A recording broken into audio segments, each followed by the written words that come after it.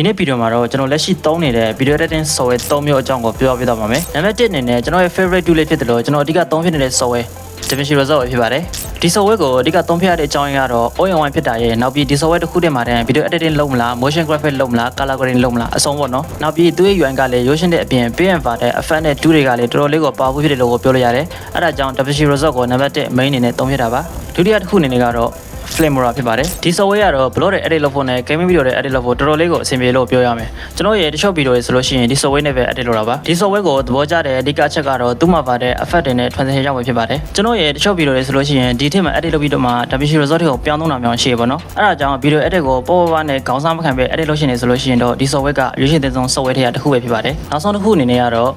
CapCut PC version ဖြစ်ပါတယ်ဒီ software ကလည်းကျွန်တော် edit လုပ်တဲ့မှာဖြစ်သုံးနေကြ software တစ်ခုပဲဖြစ်ပါတယ်ဒီ software မှာကျွန်တော်အဓိကသုံးဖြစ်တဲ့ feature ကတော့ auto caption ပါဒီလို set တွေထိုးဖို့ကိုအဓိကသုံးဖြစ်ပါတယ်ဒီ software မှာဒီချိန်မိုက်တဲ့ function လေးရှိပါသေးတယ်အဲ့ဒါတွေက pro version ပေးရတာမလို့ကျွန်တော်ဒီမှာထည့်မပြောတော့ပါဘူးဒီ video ကတော့ကျွန်တော်လက်ရှိ video editing မှာသုံးနေတဲ့ software တွေနဲ့အဲ့ software မှာပါတဲ့ function တွေအကြောင်းပဲဖြစ်ပါတယ်နောက်ထပ် video editing နဲ့ပတ်သက်တဲ့ knowledge sharing video တွေကိုကျွန်တော်ရဲ့ YouTube channel မှာတင်ပြသွားမှာမို့ကျွန်တော်ရဲ့ YouTube channel ကို subscribe လုပ်ပြီးတော့ notification ထားလို့ရပါတယ်ဒီ video ကတော့ဒီလောက်ပါပဲနောက် video မှာပြန်တွေ့ကြပါမယ်